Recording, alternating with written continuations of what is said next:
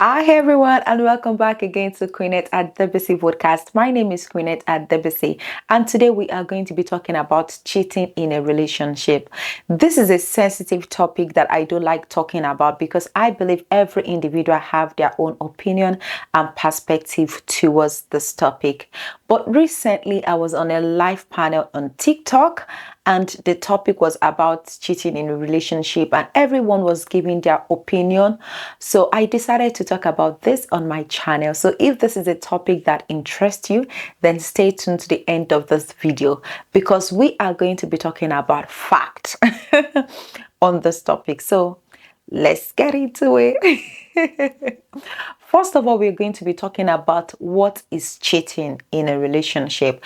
And I'm not going to be talking about my own opinion, like I said earlier. It's going to be about facts. So let's visit Google to look for the definition of cheating in a relationship. So, according to www.webnd.com, it says, cheating, also known as infidelity, is where a person in a monogamous romantic relationship has an emotional or sexual relationship with someone else without their partner's consent. So this means that you don't need to have a sexual intimacy with someone before you cheat on your partner. Even when you're having a sexual or emotional conversation with someone without the consent of your partner, you're automatically cheating on them. Because over the years, I've heard a lot of people talking about, oh, I was just in a chatting stage. I have not actually had sex with him. I've not actually had sex with her. So I'm not basically cheating. No, hello. As long as you're having that intimate or emotional conversation with someone without informing your partner, without the consent of your partner, then you are automatically cheating on your partner. So cheating is when you're having a sexual intimacy with someone apart from your partner, or when you're having a conversation or sexual emotional conversation or relationship with someone else apart from your partner. I would say we Africa in general, we've been made to believe that men are polygamous in nature. And I used to hear a lot of men talk about this, that I am a man and polygamous in nature, so it is okay for me to cheat because that is my nature. Men can cheat without having emotional attachment to it. They can cheat, then go back to their partner like nothing happened. But a woman cannot cheat without having emotional attachment to the person they cheated on their partner for. So which is why today, like I said earlier, everything we're going to be discussing here is going to be on facts. So now that brought us to the next stage, which is are men polygamous in nature? So let's go on Google. According to irishtimes.com, it says, balance of evidence indicates we are biologically inclined towards monogamy.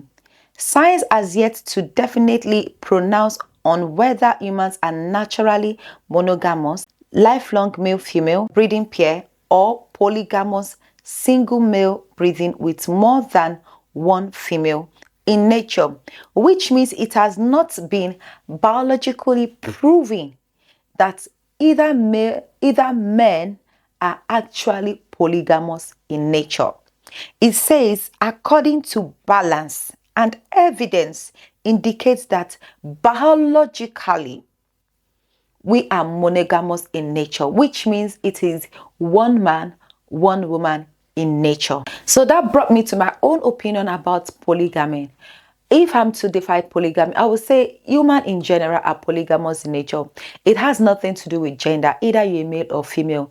Just like they used to say men are attracted by what they see. Majority of the time, women are also attracted by what they see. A lot of women will see a guy with six packs, muscles, height, dark skin or light skin, and will be like, oh my gosh, who is this guy?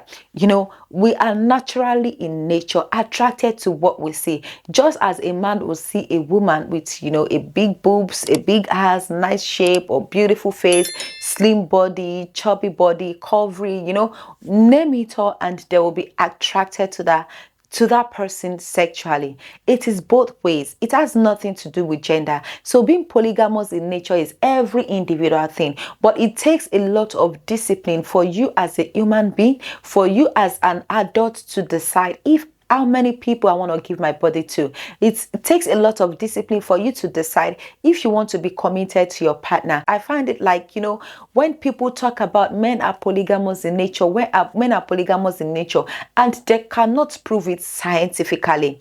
They just talk based on what has been passed on from generation to generation, which is what is going to lead us to talking about tradition, because a lot of African men are used to this word that I'm a traditional man, I'm an African man. It is in our tradition that we can marry multiple women. It is in our tradition that as an African man I am polygamous in nature.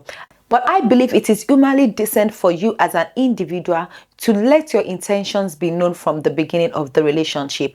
If you're a man that wants to have multiple partners, let your woman know that, yes, I want to have multiple partners along the line in the relationship. If you're a woman that wants a multiple partner, that likes multiple partner, or would want to have multiple partners, let your intention be known towards your man that along the line in this relationship, I'm going to have multiple partner. Let's not come with the pretense of me and you, then now start coming on later with I'm an African man, I am polygamous in nature. It is in our tradition, because there's nowhere. Let's go for the meaning of tradition. So it says that traditions describes a group of beliefs and behavior that are passed down from one generation to another, which means that tradition is a belief or a character that has been passed on from generations to generations. So it has been passed on to us, especially those that are from Africa, that men are polygamous in nature. It has not been proven scientifically, it has not been proven biologically that men are polygamous in nature, but this is a belief. We are made to believe, either as a woman or as a man, that men are polygamous in nature. So you have to accept a cheating man if you are in a relationship. And also, if we look at cheating in a relationship, I think women now cheat more in a relationship, because if most women are asked to start doing a DNA test, I can guarantee you that a lot of marriage will be broken, because a lot of men will realize that they've been taking care of another man's children for a very, very long time. But because the society made us believe that men are polygamous in nature, the society is in favor of men when they are cheating in a relationship, and not in favor of women when they are cheating in a relationship. So that made women to be more smarter when it comes to relationship. And before I conclude on that, let's research who cheats more in a relationship. So it says, data from married adults age 18 to 29 says that more women are guilty of infidelity, with 11% of the women from the surveyed group admitting to having an affair. In comparison, only 10% of men from the age group are guilty, but the gap reverses as it jumps into the next generation group. Well, this is trying to tell us that women are a little bit on the high side when it comes to cheating, which means that we human beings in general are polygamous in nature. It has nothing to do with gender, either being a male or female. We are all polygamous in nature. So we need to stop spreading this narrative that men are polygamous in nature, which is what is going to take us to the next topic. Is cheating wrong? Because a lot of time when we talk about this cheating of a thing, you hear people saying, what are you doing to your man that makes him cheat? What are you doing to your woman that makes her cheat? They always try to pin it on the other partner that is the victim of the cheating partner, that the person is the reason why the cheating partner is cheating, which is why we are going to be going on Google to also research, because I told you guys today, I'm not just going to be talking based on my own opinion only. I'm going to try as much as possible to talk based on facts. So it says, cheating can destroy a marriage, shatter your ability to trust future partners, hurt your kids, and even lead to depression, anxiety, and post-traumatic stress disorder, PTSD. The vast majority of adults agree that it is wrong, but anywhere from 39 to 52% of us may experience infidelity at some point in our lives, which is to tell us that when you cheat on someone, you are causing a lot of damage in that person. A lot of people are walking around now with lots of trauma built up in them from their past experience in relationship. So cheating is automatically wrong because it is something that you do that can damage your partner or the other person you are cheating on, which is why we're going to talk about forgiving a cheating partner.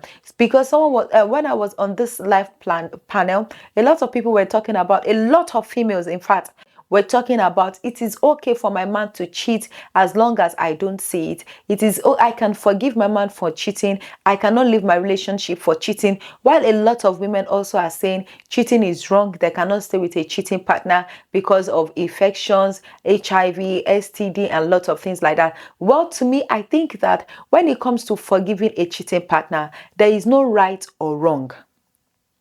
You as a lady or you as a man can decide that it is okay, cheating is not a big deal for me. I can forgive my cheating partner and move on from there. Another person might think that it is not okay for them, that I'm forgiving my cheating partner because they are hurt. They've trusted you so much that they find it difficult to let go. That is also okay. We need to understand as an adult that every action we take have a consequences. So as an adult, if you're the cheating partner, you need to give your partner time to process what decision they want to take. And as an adult as well, it is okay for you to accept whatever decision they want to make. If they choose to forgive you and move on from that, that is fine. There's nothing wrong with that. But if they choose not to, if they choose to forgive you, but decide to end the relationship, it is also okay for us to respect their opinion. But either way, there's no wrong or right to this answer. If it is okay or if it is wrong or if it is right for you to forgive a cheating partner. But I used to say that once a cheater will always be a cheater. But at the same time, this is now going to lead us to our next topic is, can a cheating partner change? Yes, there's this saying that change is the only permanent thing in life. There's nobody that cannot change.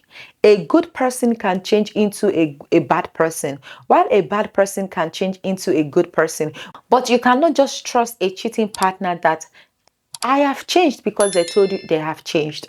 It's just like saying, it's just like doing the same thing every now and then and expecting a different result. No, it doesn't work that way. A cheating partner can change if they take the necessary step to change. And what are the necessary steps? Necessary steps can involve therapy. For them to think about, you know what, is cheating a coping mechanism for them? Because cheating can be a coping mechanism to someone else. Just as, cigarettes can be a coping mechanism for someone, while drinking can be a coping mechanism for someone, while going to the gym can be a coping mechanism for someone, cheating can also be a coping mechanism for someone. We all have different ways of different things that we do in order to cope with stress or whatever challenges we're going through in our life. So in order for a cheating partner to change, it requires therapy. Just like it requires therapy for we as an individual to change from some certain bad habits that we have, like smoking, like drinking, like gambling, things like that we do that can damage our life or damage the lives of other people around us, requires help. So it's your cheating partner willing to seek help, to do whatever it requires them in order to be able to find joy or another coping mechanism that is different from cheating to sustain your marriage. Because remember, once a trust is broken, it takes a lot of time to build that trust back. So which is why I'm going to say change is the only permanent thing in life. So yes, a cheating partner can change, which is what is going to lead me to my next topic about sexual compatibility. Because a lot of men were talking about, sometimes, when you get married, you want sex from your woman, and your woman is going to say, no, I'm tired, and you love that woman so much, you don't want your home to be broken, so you have to go out and get the sex outside, which is why I'm always going to be talking about sex on this channel, on my vlog, because I believe sex is very, very important in a relationship, in a marriage. It is one of the things and one of the key to a long-lasting, happy relationship. From the beginning of the relationship, let's be honest with each other. We have women with high sex drive. We have men with high sex drive. Just as we have women with low sex drive and we have men with low sex drive. If you're a man with a very, very high sex drive, then don't go for a woman with a very low sex drive. You guys are going to have issues along the line in the marriage. Go with a woman with same sex drive as you. If a woman with a high sex drive or with a low sex drive, don't go for a man with a low sex drive. Go for a man with the same sexual compatibility as you. It is very, very important because sex is one of the key to a long-lasting relationship. If you're a woman that likes mommy and daddy alone, don't go for a man that likes to experiment. Don't go for a man that likes to use handcuff. Don't go for a man that likes to do, blowjobs and other things like that. Go for a man that likes mommy and daddy like you. The same thing goes for men. Everybody have their sexual preference. What I like when it comes to sex is different from what another person is going to like when it comes to sex. There's always someone out there that likes the same thing as you. Because if we keep ignoring these things, then we are going to keep having problems in marriages. We are going to keep having broken homes. We are going to keep having cheating partners. Because you hear people coming out and be talking about, my wife is not satisfying me sexually, my man is not satisfying me sexually,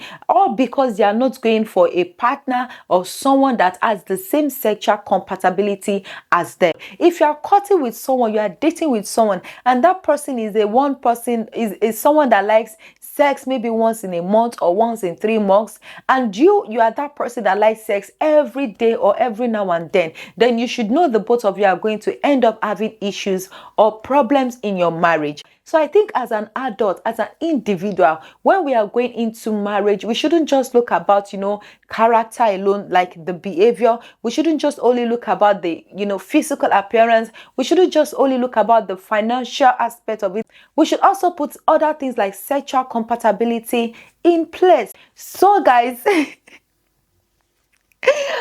don't want this video to be long. When it comes to talking about sex, I'm always like, always ready to talk about it because I believe this is something people don't like talking about. So if people don't like talking about it, obviously I'm going to talk about it. I'm going to discuss it because I believe we have just adults on this channel. Yeah.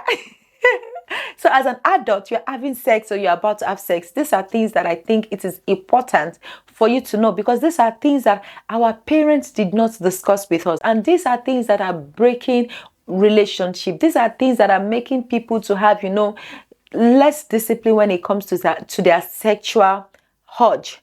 So guys, I think I've covered every aspect regarding cheating in a relationship. And if you've not subscribed to my channel, please don't forget to do so. All you have to do is just press on that subscription button below and the notification bell so you can always get notified anytime I post a video. And I hope to see you again next week. Bye.